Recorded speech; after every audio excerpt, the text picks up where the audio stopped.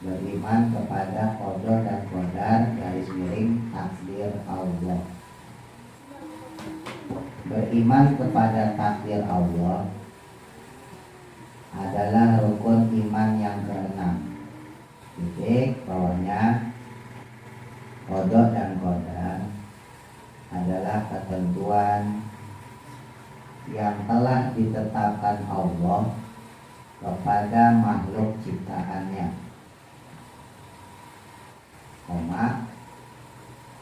sebagaimana salah satu firman Allah Quran Surah Al-Ahzab ayat 38. Titik bawahnya, qada dan qadar Allah ini meliputi titik 2 kelahiran, rizki, jodoh, umur hidup dan kematian. Sama, umur juga ditakdirin. Umurnya misalnya 60, ya udah, nggak bisa dipanjangin, nggak bisa dimundurin. Nah, kok orang kalau ulang tahun doanya minta umur panjang? Maksudnya apa itu? Kan umur nggak bisa dipanjangin, udah 60, 70. Maksudnya panjang keberkahannya. Gitu. Jadi kalau kalian ulang tahun, bagusnya jangan minta doa umur panjang. Mudah-mudahan berkah, mudah-mudahan umurnya manfaat gitu. Umurnya nggak bisa panjang gitu aja. Yang panjang itu maksudnya adalah keberkahan, manfaat. Sekarang umurnya panjang tapi sakit mulu. Bentar-bentar masuk angin, bentar-bentar kerokan, bentar-bentar masuk rumah sakit. Pilih mana? Umur panjang sakit-sakitan atau umur pendek sehat? Umur panjang sehat. Umur hidup dan kematian. Titik bawahnya, dari sisi pelaksanaannya, terdapat perbedaan antara qada dan qadar. Titik, yaitu bawahnya 1 qada. Titik bawahnya, qada adalah ketentuan yang telah ditetapkan Allah secara umum sejak zaman azali.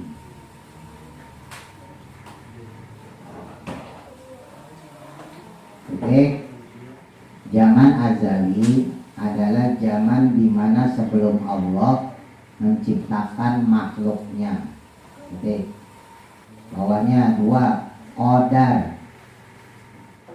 Qadar adalah bagian-bagian dari ketentuan yang telah ditetapkan Allah setelah makhluk diciptakannya. Titik, qadar ini sering disebut dengan istilah takdir. Bawahnya ya. Sedangkan dari sisi keterkaitannya, keputusan Allah ini terbagi 2 jenis, yakni 1 takdir mu'allaq. Bawahnya mu'allaq pakai ko ya, pakai ki ya. Mu'allaq artinya bergantung. Titik, maksud takdir mu'allaq adalah ketentuan Allah yang juga terkait atau bergantung pada peran usaha manusia. Titik. Misalnya yang terkait dengan kecerdasan, garis miring kepandaian, atau kesehatan, yang mana keduanya harus diusahakan. Titik. Yang mana keduanya harus diusahakan. Titik. Itu jadi takdir itu ada yang bergantung pada usaha kita. Kalian belajar ya pinter, kalian gak belajar on ya. Bukan on lagi, teh oleh-oleh. Oh, nggak oleh-oleh gitu. Makanya kalian ngaji kalau Ustaz nggak rugi nggak untung, kalian nggak ngaji juga kalau Ustaz nggak rugi nggak untung. Emang kalau kalian ngaji kalau Ustaz untung enggak, rugi enggak, nggak ngaruh. Kalau Ustaz tetap pinter, iya kan? Kalian nggak ngaji kalau Ustaz tetap pinter. Yang bermasalah tapi kalian nih, kalau kalian nggak ngaji kayak oleh-oleh. Tanya apa-apa nggak tahu, tanya apa-apa hah. 2. Takdir mubrom, mubrom, mubrom. Mubrom artinya pasti. Titik. Maksud takdir mubrom adalah ketentuan Allah yang pasti dan mutlak tanpa keterkaitan makhluk. Titik. Misalnya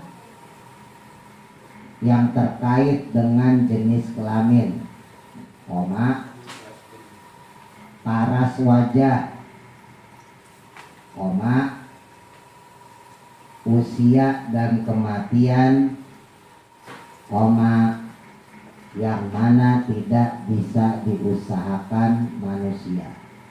Jadi kalau takdir mu'alaq tuh bisa diusahain, kayak tadi tuh kecerdasan. Kalau kalian belajar cerdas sama pinter, sekarang aja pinter. Tapi ada takdir mubrom, takdir yang dia nggak bisa berubah, nggak bisa diusahain sama manusia. Contohnya apa? Jenis kelamin. Masa gitu, enak jadi kayak itu, kayak Kaifal bisa ngatain orang. Aku besok ganti kelamin aja perempuan. Besok aja pakai kerudung. Baik, Pak. Ya kan? Atau Kaifal, kayaknya enakan jadi masa. Ngatain orang bebas gitu. Besok datang ngaji pakai peci. Nggak bisa. Paras wajah juga. Kalau sekarang ada operasi plastik, ya tetap aja mukanya gitu-gitu juga. Operasi plastik kan cuma ditambah-tambahin doang.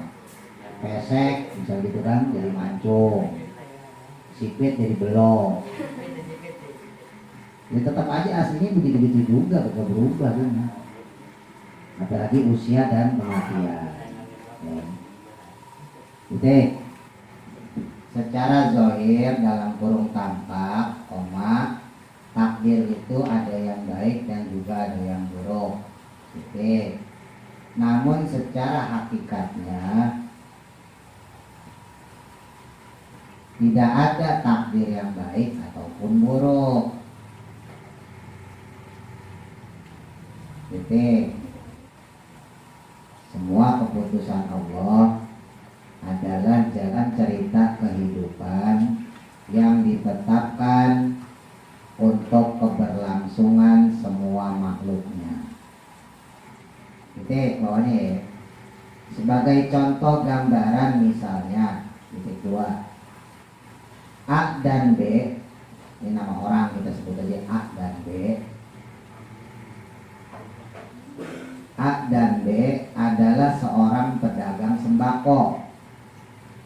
Tahu gak sembako? Sembako 9 bahan pokok. Apa aja tuh? Telur, nasi dulu, beras. Nah, telur aja emang kamu makannya telur tiap hari. Makan telur tiap hari. Beras dulu, beras terus apa lagi? Beras, telur, gula, minyak, garam, mecin, domi, sembako di sebuah pasar yang sama. Titik. Hari ini orang-orang datang berbelanja ke toko si A.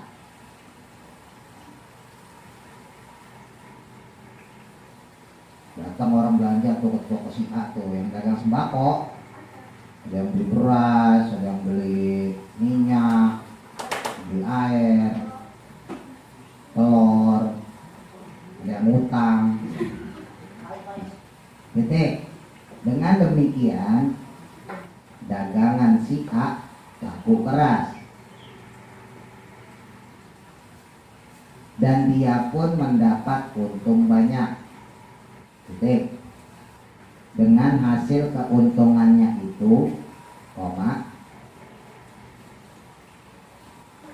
si A menggunakannya untuk membayar tagihan listrik, air, dan membeli keperluan sekolah anaknya. Titik. Bawahnya. Sedangkan di sisi lain, karena orang-orang banyak yang datang ke toko si A, maka tokonya si B sepi pengunjung. Ya nggak mungkin kan tokonya dua-duanya laku dua-duanya kan. Masa orang habis beli beras 5 liter di toko si A terus dia beli beras lagi? Nggak mungkin. Titik. Dia pun tidak mendapat keuntungan sama sekali. Titik. Bawahnya. Keesokan harinya, justru orang-orang datang berbelanja ke toko si B. Titik. Dengan demikian dagangan si B pun laku keras. Maksudnya laku banyak, bukan laku keras kepada keras semua dagangannya. Laku keras maksudnya laku banyak. Dan dia mendapat untung banyak seperti si A kemarin. Oke. Dengan hasil keuntungannya itu, si B juga menggunakannya untuk membayar tagihan listrik, sama kayak tadi, air, dan membeli keperluan sekolah anaknya, sama kayak si A. Oke. Bawahnya. Dari gambaran contoh di atas dapat kita simpulkan bahwa titik 2, saat dagangan si A laris, maka dagangan si B tidak laku. Titik. Sebaliknya, di saat dagangan si B laris, maka dagangan si A tidak laku. Oke, bawahnya lagi. Hikmah yang dapat kita ambil dari gambaran contoh di atas adalah titik 2. Dalam keadaan apapun, di saat ada seseorang yang mendapatkan keuntungan, maka di sisi lain ada orang lain yang merugi. Titik. Dengan kata lain, di saat ada seseorang yang mendapat kebaikan, maka ada orang lain yang mendapatkan keburukan. Titik. Jadi, baik bagi kita belum tentu baik untuk orang lain. Titik. Buruk bagi kita, belum tentu buruk bagi orang lain. Paham gak maksudnya? Coba di sini contohnya ada pedagang sembako, 2 orang, yang satunya laris, yang kedua enggak. Besoknya gantian, yang satunya enggak laris, yang satunya laris. Kan buat pedagang sembako yang laris tuh, wah gue laris nih kan, dia seneng, baik bagi dia. Tapi bagi yang enggak laris, waduh sepi lagi, nggak ada yang datang, boro-boro orang lalar aja kagak. Akhirnya dia rugi ya kan. Coba contoh lain, ada nggak? Kalian nih sekolah dapat ranking, misalnya ranking 1, ranking 2, ranking 3, ya nggak? Di satu sisi kalian dapat ranking, di sisi lain ada orang kagak dapat ranking, ya nggak? Nggak mungkin kan di rankingin semua. Sekelas misalnya berapa? 35 orang, ranking 1 semua, kan nggak mungkin, ya kan? Tuh. Ya tadi tuh bahasa contoh nih, misalnya kalian lagi main sepeda, atau lagi larian, kejar-kejaran, tahu-tahu jatuh, hubrak, ya. Kakinya besot, sakit ya tuh, baik apa buruk? Buruk. Buat kalian itu sakit, buat kalian buruk. Kalian datang ke warung, datang ke dokter, senang nggak dokternya mau warung? Senang, dapat duit, ya kan? Akhirnya beli Tensoplas, beli Atsaplas, beli Plester, beli Betadine. Kalau ke dokter dikasih resep, nih kasih obat, ya kan? Minum ini ya 3 kali sehari, bayar deh 100.000. Buat kalian nggak enak, tapi buat dokter enak. Buat kalian nggak baik, tapi buat dokter baik. Buat kalian buruk, tapi buat dokter senang. Sebaliknya kalau kalian sehat, dokter untung nggak? Kita sehat terus nggak ada yang sakit, dokter untung nggak? Nggak ada yang datang, nggak ada yang diobat, ya kan? Kalian sehat, dokter yang rugi, gitu. Jadi baik buruknya takdir Allah itu hanya berlaku pada manusia, pada makhluk Allah. Sementara bagi Allah nggak ngaruh, nggak ada itu istilah takdir baik buruk. Nabila, ya kan, kehilangan sendal, ya kan buruk tuh, ya kan? Pulang nyeker nih. Tapi buat orang yang mungkin sendalnya ketendang gitu kan, atau dicolong, ya dia senang jadi punya sendal, ya kan? Gitu. Akhirnya Nabila ke warung beli sendal lagi. Orang yang punya warung senang nggak? Nah sekarang sebaliknya, kalau Nabila sendalnya nggak hilang, warung senang nggak? Sendal awet banget, udah putus-putus, hilang kan gitu kan? Iya nggak? Jadi selalu ada dua sisi itu. Ada orang meninggal nih, keluarga kita meninggal, sedih nggak kita? Sedih. Tapi tukang gali kubur senang, tukang gali kuburan, tukang mandi mayat senang, tukang ambulan senang mendapat duit. Iya, mandi mayat dapat duit, masukin ke ambulan dapat duit, tukang gali kubur dapat duit. Lo kagak dapat duit, kamu kagak dibayar. Mahal, bisa 1 juta 2 juta. Hah, boleh? Tuh 2,5 juta. Mau nyobain mati duluan? Kita gratis nih, mau bawa besar gali. Besar gali kita gratis kalau mau. Ini kan di satu sisi kita kehilangan keluarga, kita sedih.